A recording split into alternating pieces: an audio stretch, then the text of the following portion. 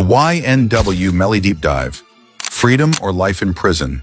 Is YNW Melly finally beating the allegations and coming home this month? Right? The internet is literally losing it because of what just happened in that Florida courtroom. And you know the Melly Free movement is gaining some serious steam for May.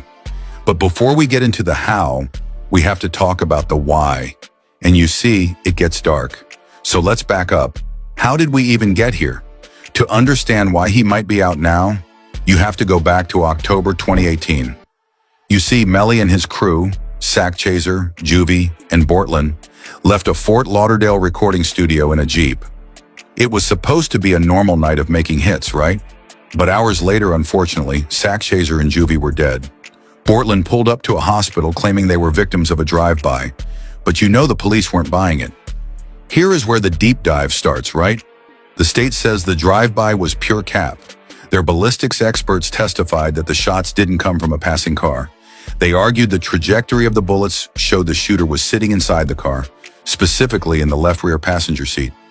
And you see, surveillance footage from the studio showed Melly getting into that exact seat right before the victims were killed. But why would he do it? That's the question everyone is asking, right? You see, prosecutors believe it was about money and respect. There was reportedly a massive dispute over the YNW brand, with Sack Chaser allegedly demanding a bigger cut.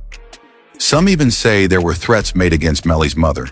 The state's theory is that Melly felt he had to eliminate the threat to protect his bag and his family. Unfortunately for Melly, the evidence didn't stop at the car. Detectives found a phone ping that placed him at the exact spot where they believe the real shooting happened, not the location of the drive-by. And the craziest part? They found an Instagram message where Melly allegedly wrote, "Shh, I did that." I mean, is that a confession or just slang? You tell me.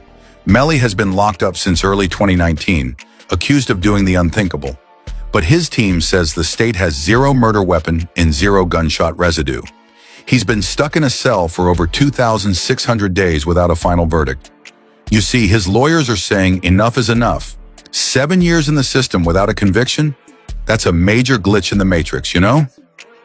The first trial in 2023 was absolute chaos, right? It ended in a mistrial because the jury couldn't agree. The tea from the jury room was wild. You see, one juror allegedly refused to even look at the evidence. Since then, it's been a legal war. But in early 2026, prosecutors actually dropped 4 major charges, including witness tampering.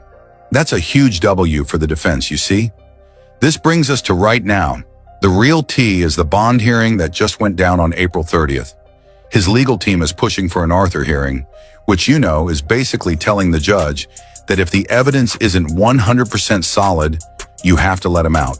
They're proposing 24/7 house arrest, meaning he'd be on a permanent live stream from his crib until the 2027 retrial.